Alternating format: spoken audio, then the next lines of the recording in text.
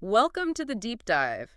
Today we are going to be talking all about success habits, Vietnamese business style. Oh, interesting. Yeah, we're doing a deep dive into a YouTube video from this channel called 9 Phút Kinh Don At Pha, Uh, which translates to like 9 minutes breakthrough business in English. oh, wow. And, you might be thinking, Vietnamese business culture, what's that got to do with me? Yeah. But trust me, the insights in this video, they're like surprisingly universal.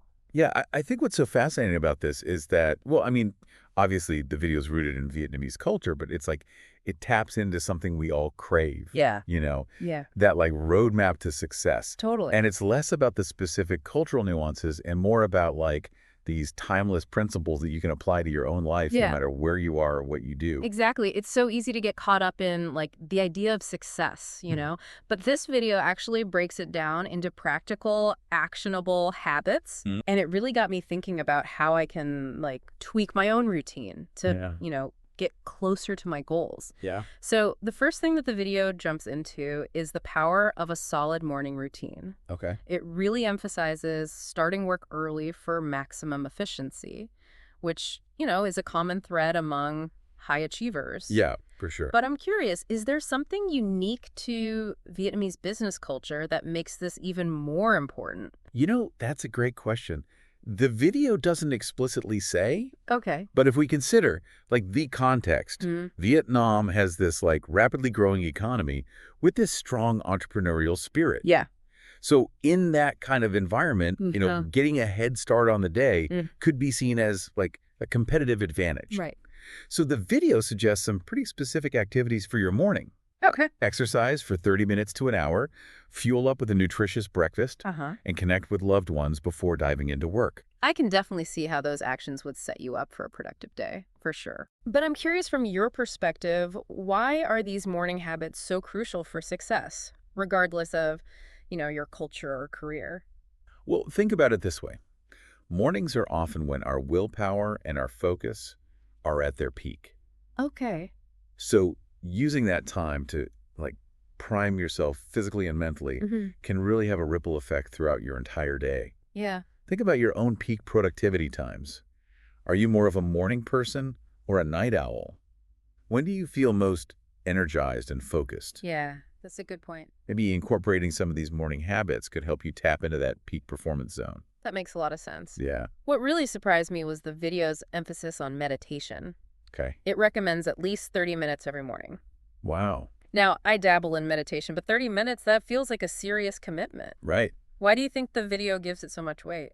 In Western culture, we often associate meditation with, relaxation and stress reduction. But in many Eastern traditions, it's viewed as this powerful tool for mental training and clarity. Oh, interesting. It's about cultivating focus, discipline, and emotional regulation skills that are, I think, essential for navigating the complexities of business, especially in like a dynamic environment like Vietnam. So it's not just about feeling zen, it's about sharpening your mind for the challenges ahead. Exactly. Yeah. Exactly. Okay, the video even claims that meditation leads to a balanced mind, Okay. which in turn, creates better work and a more fulfilling life overall. Yeah, it's this fascinating connection, isn't it? Yeah. When you think about the pressures of business, like, the constant decision-making, Yeah. the negotiations, the need to adapt, to change a calm and focused mind becomes your greatest asset. That's a really good point. Have you ever noticed how, like, when you're stressed or scattered, it's harder to make sound decisions or think creatively? Oh, absolutely. Meditation can really help you cultivate that inner stillness, Yeah. allow you to respond to challenges with more clarity and composure. I like that meditation as mental training for success. Yeah. Now, here's a practical technique from the video that I thought was brilliant in its simplicity. The 6-second rule? Oh, Have you heard of this? I don't think so. Okay. So it involves taking 6 deep breaths before making any important decision. Mm. Have you ever tried this technique yourself? I have, and I find it incredibly valuable, Yeah. especially in those high-pressure situations. Yeah.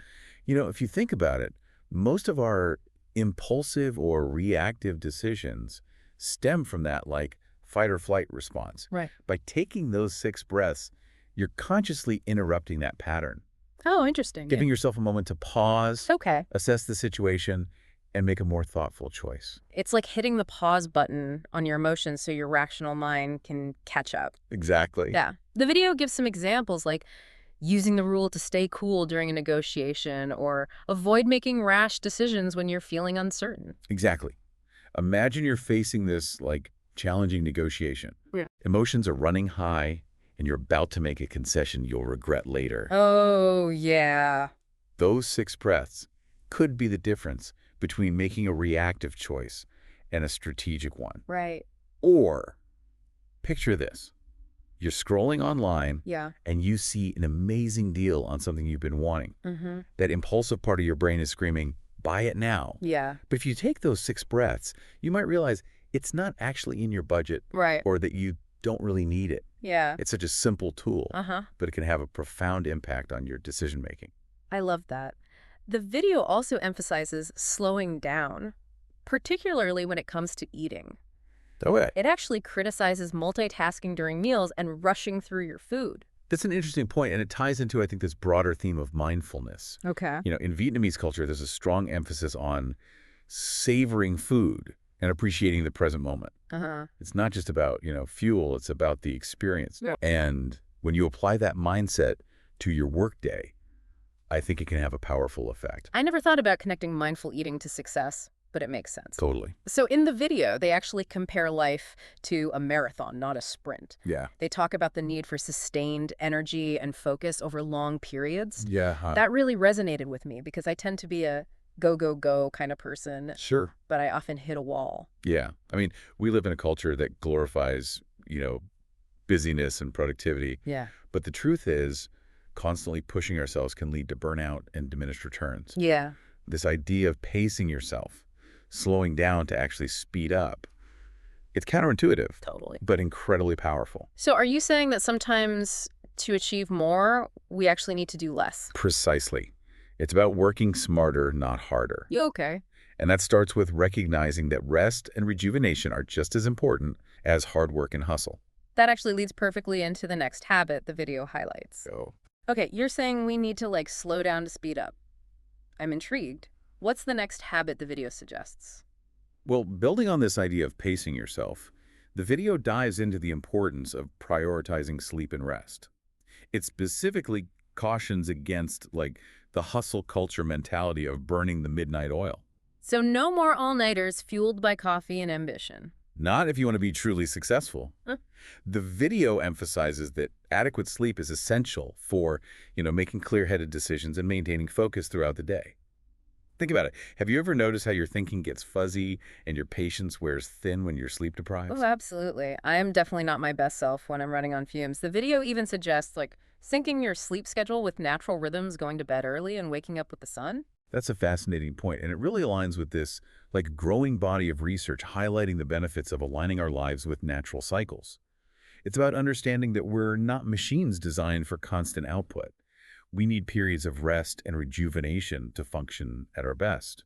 What stands out to you about this emphasis on sleep, especially in the context of, Vietnamese business culture? It makes me wonder if there's a cultural element at play here. Vietnam has a strong agricultural heritage, this connection to the land and the natural rhythms of life. Perhaps this focus on sleep reflects a deeper understanding of the balance between work and rest. That's a really insightful observation. Yeah. It speaks to the idea that sometimes ancient wisdom holds the keys to modern success. The next habit the video explores is the importance of surrounding yourself with the right people. It emphasizes the need for positive and supportive relationships, both personally and professionally. I think we all intuitively know that the people we spend time with have a huge impact on us, but I'm curious, does the video offer any specific advice on how to cultivate a supportive network, especially within a business context? It does. It encourages seeking out mentors or role models, people who, inspire you and challenge you to grow. It also highlights the importance of building relationships with colleagues who share your values and your goals. That makes me think about the concept of mastermind groups, a group of like-minded individuals who support each other's growth. Do you think that aligns with what the video is suggesting? Absolutely. Yeah. The video seems to be advocating for, the power of collective wisdom and shared accountability. Having a network of people who believe in you and can offer guidance and encouragement, it can be incredibly valuable on your journey to success. And speaking of journeys, the video also emphasizes the importance of continuous learning and growth. Lifelong learning, it's something we hear a lot about these days, but I have to admit, sometimes it feels overwhelming. Like, where do you even begin? The video suggests a few practical strategies, like reading books and articles related to your field, attending workshops and seminars, and seeking out opportunities to, learn from experts. Those are all great suggestions, but they mostly focus on, like, formal learning. How do you incorporate the spirit of lifelong learning into your everyday life? For me, it's about cultivating a mindset of curiosity and a willingness to step outside of my comfort zone. It could be as simple as, striking up a conversation with someone who has a different perspective than my own, or exploring a new subject that piques my interest. The key is to, stay open to new information and experiences. I like that. It's about approaching life with a student's mindset, always eager to learn and grow. Now, here's a habit from the video that I found particularly interesting. It actually advises against dwelling on past mistakes or failures. That would seem like counterintuitive, right? Yeah. But the video frames it as a matter of perspective. Instead of viewing setbacks as roadblocks, it encourages us to see them as opportunities for growth and learning. So it's about embracing the fail-forward mentality. Exactly. Everyone makes mistakes. It's part of the human experience. But it's how we respond to those setbacks that ultimately determines our success. The video encourages us to, analyze our mistakes, extract valuable lessons, and apply those insights to future endeavors. So it's about turning those oops moments into, aha moments. I'm curious, have you ever had a failure that, turned out to be a blessing in disguise? Oh, absolutely. Early in my career, I made this decision that, I thought was brilliant at the time, but it ended up backfiring, spectacularly. I was devastated. But I also learned some invaluable lessons about risk assessment and strategic planning. Yeah. Looking back, that experience was, crucial for my development as a professional. That's a great reminder that sometimes our biggest setbacks can lead to our greatest breakthroughs. Okay, let's talk about goal setting. The video seems to be a big proponent of setting, clear and specific goals. It is. The video emphasizes that goals provide, direction and motivation. Without a clear target, it's so easy to get sidetracked or lose momentum. It even suggests breaking down, larger goals into smaller, more manageable steps. So instead of feeling overwhelmed by this massive goal, you create a roadmap of achievable milestones. That makes a lot of sense. Have you found that approach to be effective in your own life? Absolutely. I'm a big believer in the power of visualization and creating action plans. When you break down a goal into smaller steps, it not only makes it feel less daunting, but it also allows you to celebrate those mini victories along the way, which keeps you motivated. I like that focusing on progress over perfection. The video also talks about the importance of embracing challenges and stepping outside of your comfort zone. Yes. The video uses the analogy of a muscle. You have to challenge it in order for it to grow stronger. It's by, pushing our boundaries and taking risks that we truly expand our capabilities and unlock our full potential. So it's about embracing discomfort as a catalyst for growth. Exactly. Think about a time when you accomplished something that really pushed you to your limits. How did it feel afterward? I'm thinking about a time when I had to give a presentation to a large audience. I was terrified beforehand, but once I got up there and did it, I felt this incredible sense of accomplishment. That's the magic of stepping outside of your comfort zone. It builds resilience, confidence, and this belief in your own abilities. And that leads perfectly into the next habit the video highlights. So we've talked about, setting goals and pushing our boundaries, but what's the next step? How do we actually translate those aspirations into action? Well, the video tackles that head on with his emphasis on, taking action.